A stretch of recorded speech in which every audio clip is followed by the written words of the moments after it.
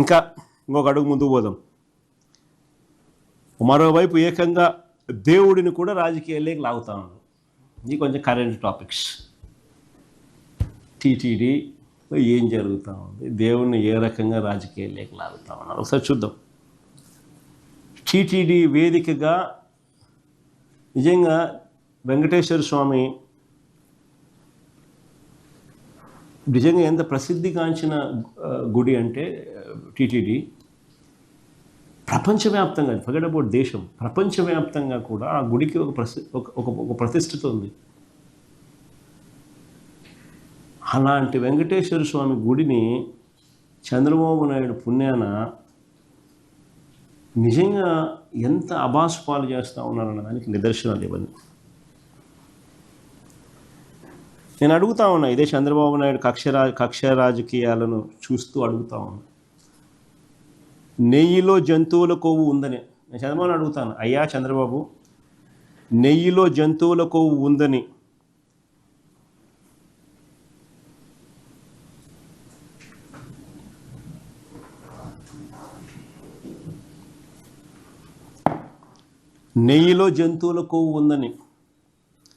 ఆ నెయ్యి లడ్డూలో కలిసిందని, ఆ లడ్డూలు భక్తులు తిన్నారంటూ దేవుడంటే భయము భక్తి లేకుండా చంద్రబాబు మాట్లాడారు. ఆ రోజు ఆయన అన్న మాటలన్నీ మీ అందరికీ గుర్తుండాయి కదా. ఆయన అన్న మాటలు ఇవే కదా. చంద్రబాబు నాయుడు అనే వ్యక్తి ఆ రోజు అన్న మాటలు, నెయ్యిలో జంతువుల కొవ్వు ఉందని, ఆ నెయ్యి లడ్డూలో కలిసిందని, ఆ లడ్డూలు భక్తులు తిన్నారని, దేవుడు అంటే భయము భక్తి రెండు లేకుండా చంద్రబాబు నాయుడు మాట్లాడిన మాటలు. నేను అడుగుతాను, మరి జంతువుల కొవ్వు నెయ్యిలో కలిసిందని, ఆ లడ్డులు భక్తులు తిన్నారని చెప్పడానికి ఆధారాలు దొరికాయా? చంద్రబాబు నాయుడు సూటిగా ప్రశ్నిస్తాను.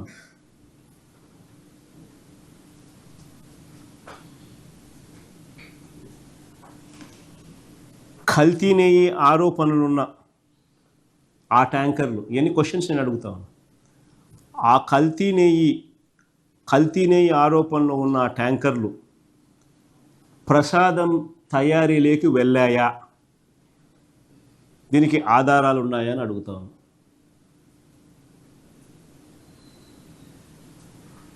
ఎందుకనంటే టీటీడీలో ఒక రోబస్ట్ ప్రొసీజర్ ఉంది.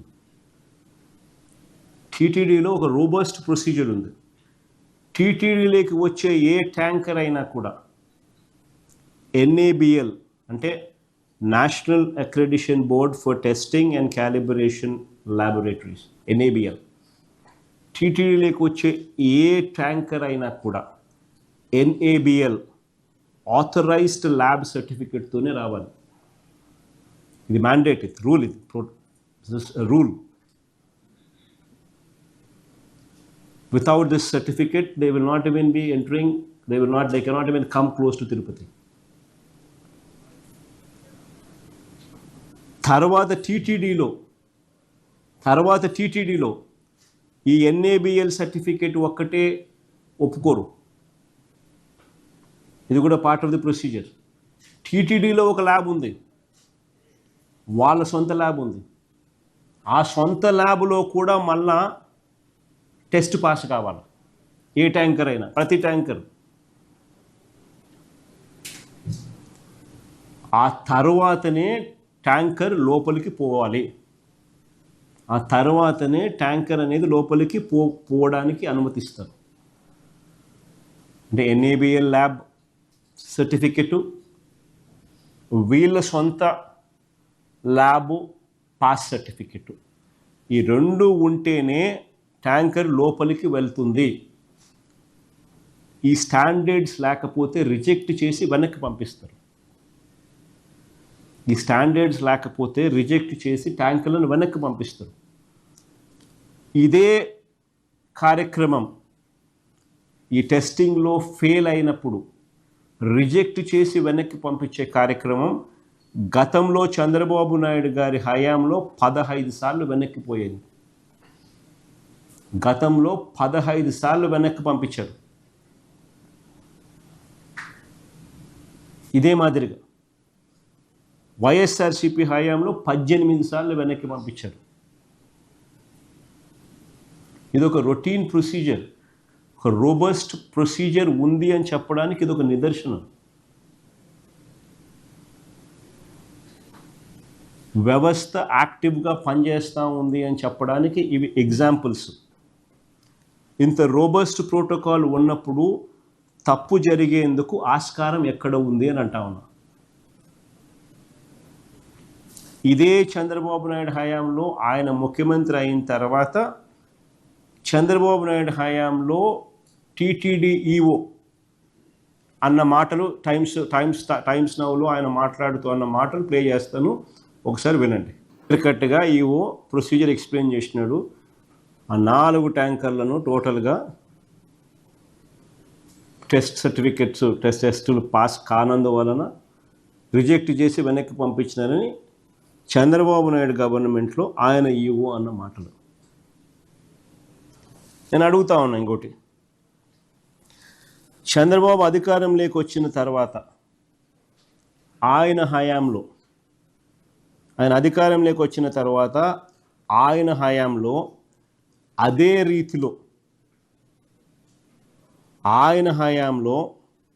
రీతిలో జూలై నెలలో 4 ట్యాంకర్లు తిప్పి పంపారు. రోబస్ట్ ప్రొసీజర్ను మరొక్కసారి చూపిస్తూ, ఉన్న టీటీడీలో ఉన్న రోబస్ట్ ప్రొసీజర్ను మరొక్కసారి రిఫ్లెక్ట్ చేస్తూ చంద్రబాబు నాయుడు గారి హయాంలో కూడా అదే రీతిలో జూలై నెలలో 4 ట్యాంకర్లు తిప్పి పంపారు చంద్రబాబు నాయుడు హయాంలో. మళ్ళీ ఇది ఆశ్చర్యం, ఇక్కడ చూడండి కొంచెం, మళ్ళీ ఆ ట్యాంకర్లు ఆగస్టులో తిరిగి వచ్చాయని ఎవడు ముఖ్యమంత్రి అప్పుడు? ఆయనే కదా. ఎవరిది ప్రభుత్వం? ఆయనదే కదా. మళ్ళీ ఆ ట్యాంకర్లు ఆగస్టులో తిరిగి వచ్చాయని, లడ్డూ ప్రసాదంలో వాటిని వాడారని మొన్న రిమాండ్ రిపోర్ట్లో సిట్ రాసింది. మళ్ళీ ఎవరిని బొక్కలో వేయాలా? ఇదే కానీ నిజమైతే రిజెక్ట్ చేసిన నెల రోజుల తర్వాత ఇవి ఎలా రాగలిగాయి? అలా వచ్చిన ఆ వెహికల్స్ నిజంగా చంద్రబాబు చెప్పినట్టుగా ఒకవేళ వాడి ఉంటే, అది నిజమే అయితే మరి అది చంద్రబాబు నాయుడు వైఫల్యం కాదా? ప్రస్తుత టీటీడీ చైర్మన్, ప్రస్తుత ఆ పీరియడ్లో ఉన్న టీటీడీ ఈఓ వాళ్ళిద్దరూ ఏం చేస్తూ ఉన్నారు? వాళ్ళిద్దరిని ఎందుకు అరెస్ట్ చేయలేదు? ఎవరి టైంలో జరుగుతూ ఉంది ఇది? నిజమే అయితే కలిగి చెప్పే ఇవన్నీ నేను అడిగే ప్రతి పాయింట్ లాజికల్గా నేను క్వశ్చన్స్ చేస్తా పోతా, మీరు కూడా లాజికల్గా ఆన్సర్లు వెతకండి. ఇప్పుడు ఉన్నది మరి చంద్రబాబు ప్రభుత్వం కాదా? మరి మీ హయాంలో మీ అప్పటి ఈఓ మీద, మీ అప్పటి టీటీడీ చైర్మన్ మీద ఎందుకు కేసు పెట్టలేదు? మరి ఎవరి మీద నిందలు వేస్తూ ఉన్నారు? దేవుడు అంటే భయము లేదు, భక్తి లేదు, దుర్మార్గమైన అసత్యాలు. ఇలా సిట్టు పనితీరు కూడా చెప్తా ఎలా పనిచేస్తుందని. ఎందుకంటే బేసిక్లీ ఏంటంటే తప్పులు. ఒక మనిషిని ఇరికియాలని చెప్పి ఆరాటము, తాపత్రయంతో తప్పులు ఎలా దొరుకుతున్నాయని చూపిస్తా అనేది చెప్పడానికి ఇవన్నీ కూడా చెప్తా ఉంటా. స్వచ్ఛమైన నెయ్యి 320 రూపాయలకే మీరు ఎలా సప్లై చేయిస్తారు? 320 రూపాయలకే ఏందండి నెయ్యి సప్లై చేయిస్తారు మీరు అని చంద్రబాబు నాయుడు గారు, ఆయన పార్టీకి చెందిన నాయకులు ప్రశ్నలు వేశారు. నాణ్యమైనది కావాలంటే కిలో 3000 అవుతుంది అని ప్రకటనలు చేశారు. ఈనాడు పత్రిక, ఇలా గజెట్ పత్రిక అయితే కనీసం 1000 రూపాయలు అవుతుంది అని చెప్పి చెప్తా ఉన్నారు. 1000 నుంచి 1600 అని రాసినారు. బాగుంది. మరి టీటీడీలో ఇవాళ నెయ్యి ఎంత కొంటున్నారు? 3,000 ఇచ్చుకుంటున్నారా, 1,600 ఇచ్చుకుంటున్నారా, 1,000 రూపాయలు ఇచ్చుకుంటున్నారా?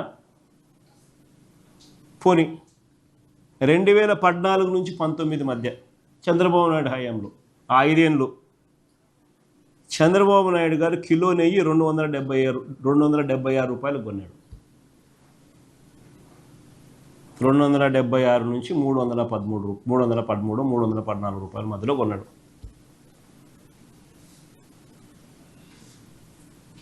రెండు 2014 నుంచి 19 మధ్య ఆ 5 ఏళ్ళు చంద్రబాబు నాయుడు గారి హయాంలో నెయ్యి కొనుగోలు 276 నుంచి 314 రూపాయల మధ్యలో కొన్నారు. మరి ధర తక్కువ ఉంది కదా, 320 కాదు కదా, అంతకన్నా ఇంకా తక్కువ కదా, కాబట్టి అదంతా కల్తీ నెయ్యేనా అడుగుతా ఉన్నా. చంద్రబాబు నాయుడు సమాధానం చెప్పాలి కదా దీనికి. అదంతా ఇప్పుడు కల్తీ నెయ్యేనా అని అడుగుతా ఉన్నా.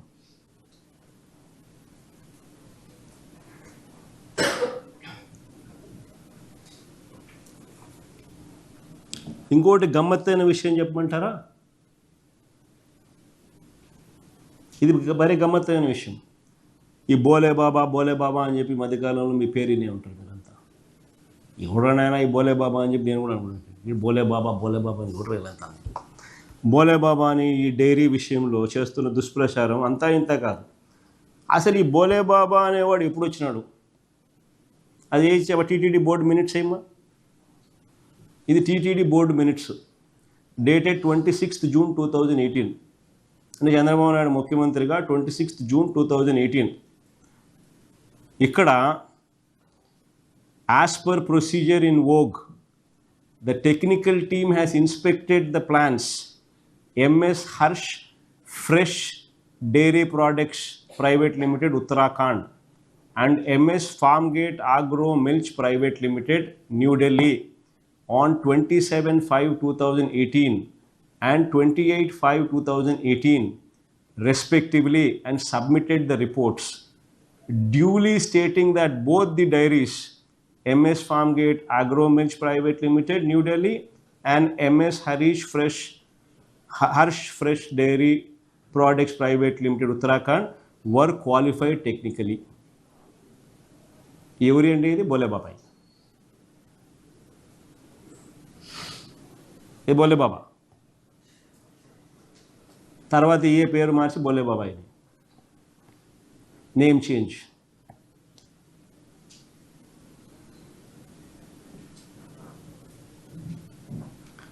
Harsh fresh dairy products private limited was the former name of Bole Baba Organic Dairy Milk Private Limited. The same was deemed technically qualified to supply milk by the TTD during May 2018.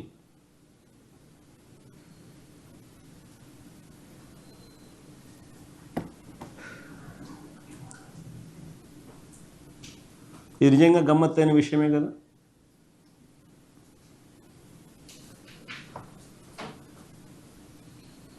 సరే ముందుకు పోదాం. తిరుమలకు నెయ్యిని అనేక కంపెనీలు supply చేస్తూ ఉంటాయి. మామూలుగా తిరుమల ప్రొసీజర్ ఎలాంటిది అని అంటే నెయ్యిని అనేక కంపెనీలు సప్లై చేస్తూ ఉంటాయి. సుమారుగా ప్రతి 6 నెలలకు ఒకసారి టెండర్లు పిలుస్తూ ఉంటారు. ఎవరు తక్కువ కోట్ చేస్తారో వారి దగ్గర నుంచి కొంటా అంటారు. That is generally how the procedure is. దీంట్లో అసలు ఒక పొలిటికల్ ఇన్ఫ్లుయెన్స్ ఉండదు, ఒకటి చేసేది ఉండదు, ఒకటి పెట్టేది ఉండదు, ఇంకోటి ఉండదు. So robust tendering process, robust guide lines put in place. ఆ రోబస్ట్ గైడ్ లైన్స్ ప్రకారం ఇట్ ఈస్ టెండర్లలో పార్టిసిపేట్ చేస్తారు. చేసిన వాళ్ళు క్వాలిఫై చేసిన వాళ్ళకి L1 ఎవడు ఉంటాడో వాడికి ఇస్తారు. అది జనరలీ జరిగే ప్రక్రియ. అంటే రాజకీయాలకు సంబంధం లేదు. అంటే దేవుణ్ణి రాజకీయాలు చేయడానికి వీళ్ళు ప్రయత్నం చేస్తూ ఉన్న పరిస్థితుల మధ్య తప్ప. సప్లై చేసిన కంపెనీ ఏదైనా అమల్లో ఉన్న రోబస్ట్ ప్రోటోకాల్ ప్రకారం సప్లై చేసిన కంపెనీ ఏదైనా ఉండొచ్చు, కానీ అమల్లో ఉన్న ఈ రోబస్ట్ ప్రోటోకాల్ ప్రకారం టెస్టులు చేస్తారు. వాళ్ళు వచ్చేటప్పుడు NABL సర్టిఫికేట్ తీసుకొని రావాలా, లేకపోతే పర్మిట్ చేయరు.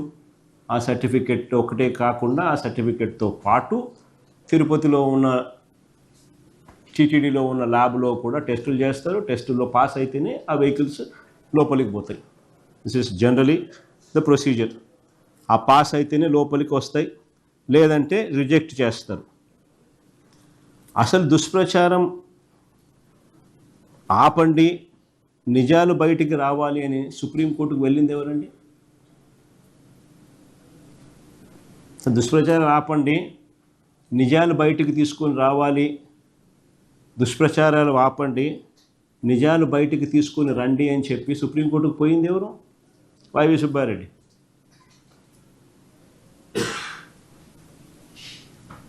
పోయింది వైవి సుబ్బారెడ్డి, తెలుగుదేశం వాళ్ళు కాదు. మరి ఆయన మీద ఆరోపణలు ఏందని నాకు అర్థం కాదు. సెన్స్ ఉండాలి. అసలు ఆ మనిషి వైవి సుబ్బారెడ్డి అనే వ్యక్తిని మీరు ఎప్పుడైనా ఆయన ఇంటికి పోయినారా? హైదరాబాద్ ఒకసారి పోండి. పక్కనే ఆయన ఇంట్లోనే గోపూజ జరుగుతుంది. ఇంట్లోనే. ఇదే వైవి సుబ్బారెడ్డి గారు అయ్యప్ప మాల కనీసం 35-40 సార్లు వేసుకొని ఉంటాడు. అదేమంటారు స్వాముల్లో కూడా కేటగిరీ, గురుస్వామి కేటగిరీ.